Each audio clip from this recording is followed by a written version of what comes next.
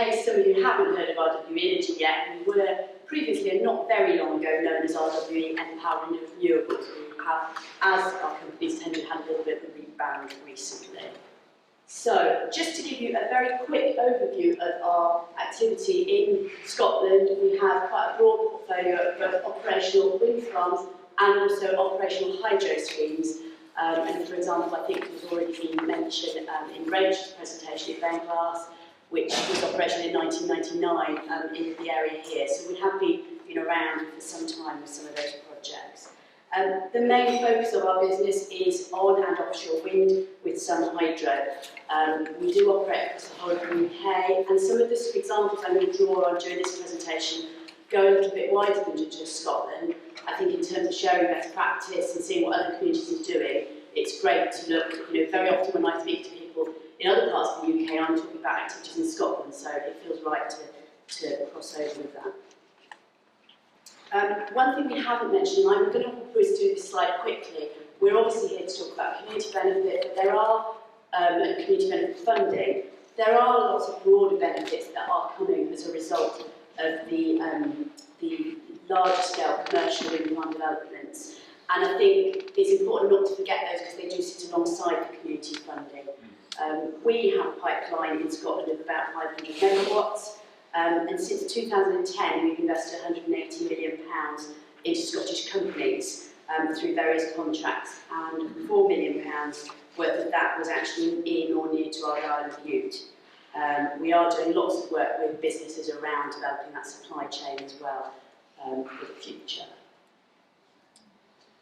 So, now on to the main topic today, and the community fund. I wanted to just introduce this, rather than talking about spending a lot of time on what we've perhaps done and the different activities we supported, because I know there will be a lot of talk about that today. I wanted to highlight some of the real differences about this funding. It's not the same as a lot of the other funding sources that are out there, and I think Rachel touched on some of this. It really is quite a unique opportunity in a very tough financial climate at the moment to have funding with this sort of length of sustainability. So it's around the lifetime of these wind farm projects, around 20 to 25 years. It potentially can allow communities to save, to plan, to achieve some of their ambitions for the future with that certainty that there is a funding source available to deliver those activities. It is also what's known as clean money, and therefore there is significant potential to use it to match other funding sources. At the moment, there isn't a raft of private sector funding available to deliver that kind of match funding, and I think it's incumbent on communities with the support that's available to them to try and maximise that opportunity. It is also potentially very simple in the way it can be delivered. We don't have to make rules and regulations around it, certainly from our perspective. We are extremely flexible, we're open to different ideas. Instead of communities having to build projects that meet the funding guidelines that are out there, they can actually use that funding to deliver the projects that they want to deliver and that work for their areas. It's also flexible in terms of the organisations it can support. So some organisations it's fairly straightforward to fund. Others, for example, social enterprises, individuals, and even in certain cases the private sector, are much more difficult to deliver funding towards. And this is a great opportunity to be able to do that because we are not subject to many of the restrictions that other types of funding are. Also in terms of how we can deliver that funding, historically it's been very much in the sphere of grants. There's no reason why, if appropriate, it couldn't be delivered through loans. I'm not suggesting that we follow the rest of the funding climate and deliver this across the board, but there are situations where that, or a combination of grant and loan, might be an appropriate way to consider it. It can support large, small, capital and revenue activities. Quite interestingly, it can also support much riskier projects.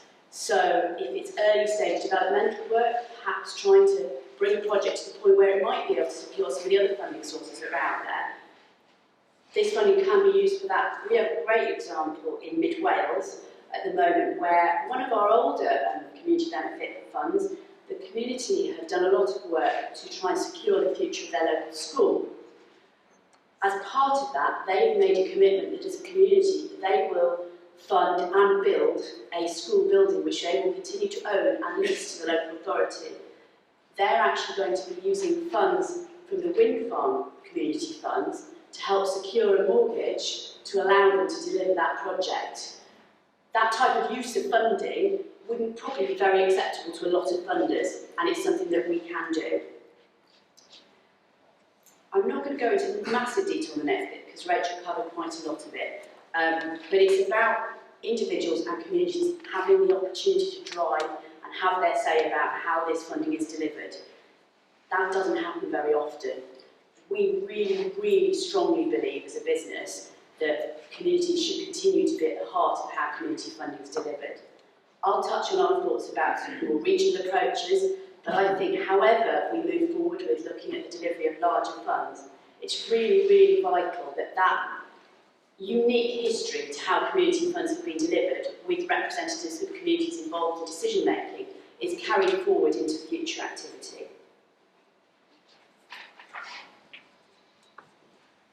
Last year we delivered £450,000 into Scottish communities, and we have a portfolio of projects that could deliver a further £805,000 per year. Perhaps not as large as some developers, but we do have a lot of projects across the UK that are also going to be delivering larger funds.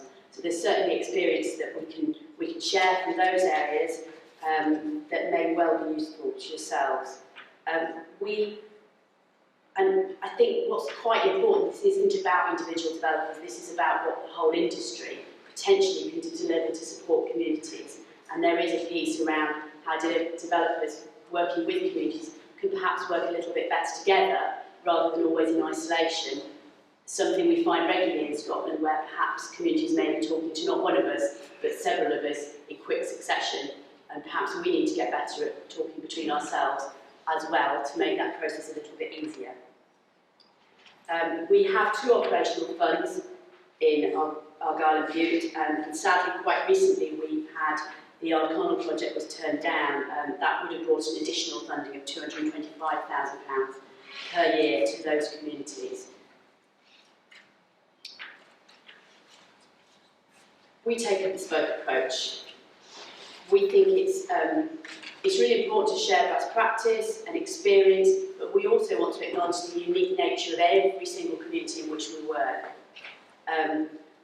And this continues this idea of building on this experience of community decision making.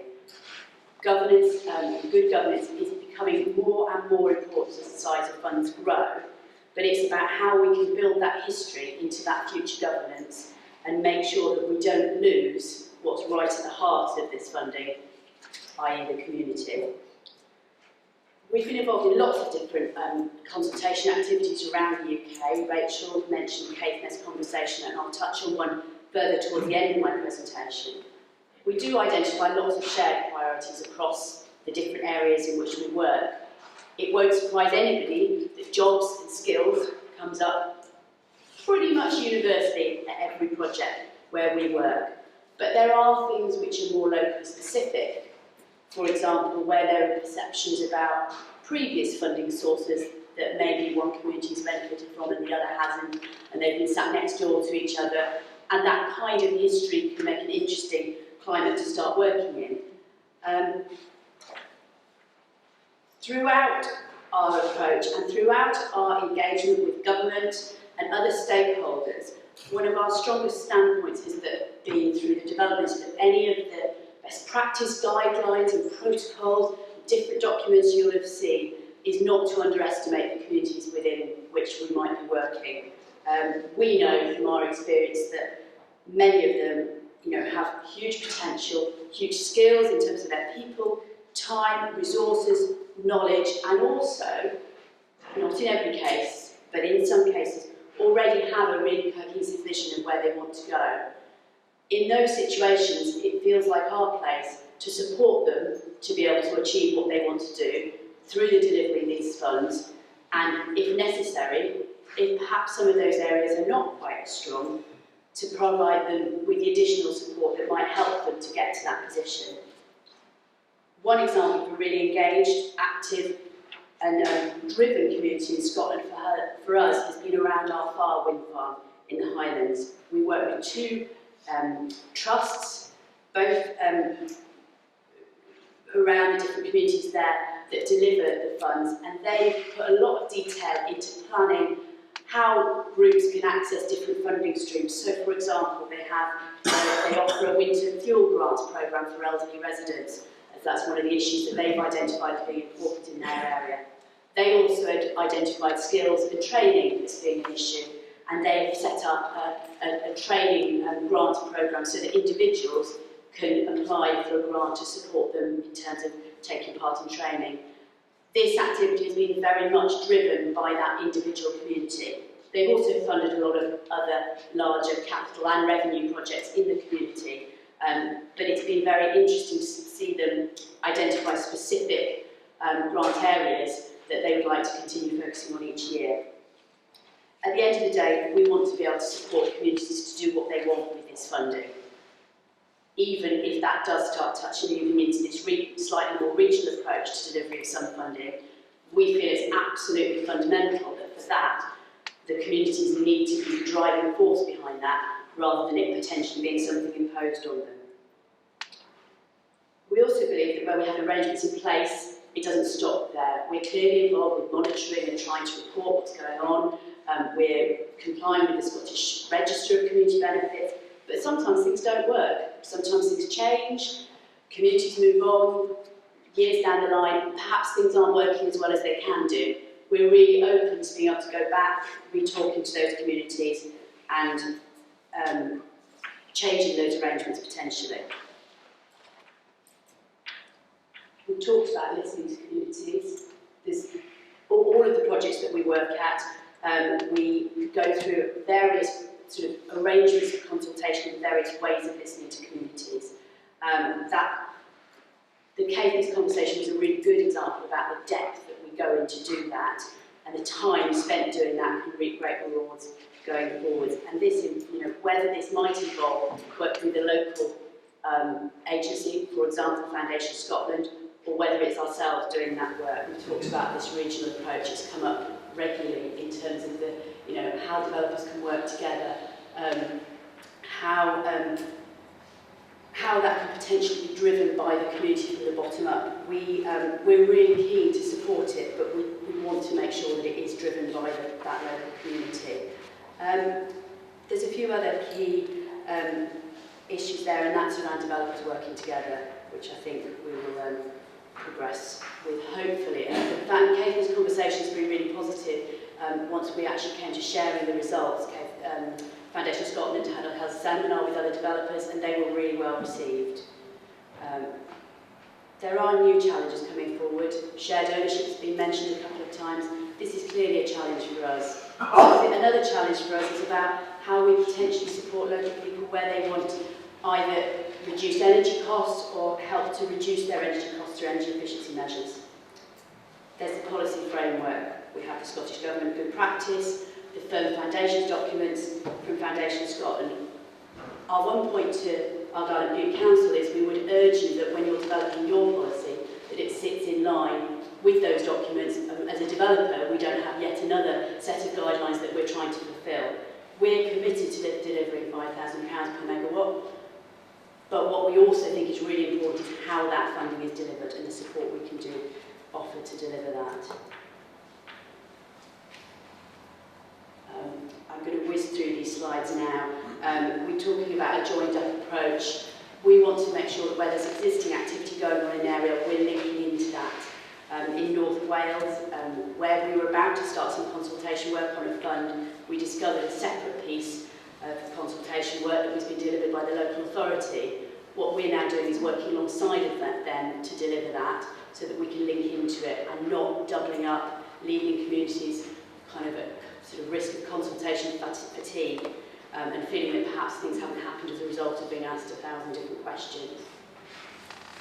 Gwynton Moore, and this is my closing example, and if anybody wants to come and talk to me about this later, I'm more than happy to do so. We carried out some extensive research here. It's an offshore project, but I think onshore can learn from offshore. We had over 1,000 responses to that consultation, and to build on that, because of the size of the area that we covered, we set up an advisory panel of key local representatives from local authorities, the voluntary sector, and also colleges, because there was a real focus on skills and employment opportunities. We've worked directly with that advisory panel to try and build what the future structure of that fund should look like.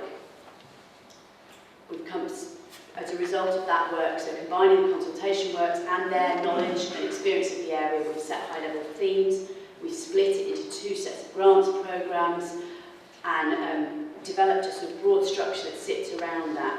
We've now come to the point where we need to appoint somebody to administer that, and we've actually taken the decision to go out to tender to make sure that we continue that fair, open and transparent process, and look forward to reporting the results of that. I'm going to close with that slide, but it is a big opportunity to make a big difference. The level of funding that will be flowing into Scotland is really significant, and I think I can speak on behalf of myself and the majority of developers. We really want to be able to work with communities to make the maximum impact that we can with that, rather than seeing sort of funds being split up and, you know, money perhaps being spent that communities don't feel has achieved what they want. And I think overarchingly it can actually support communities, hopefully, to do some of the things they really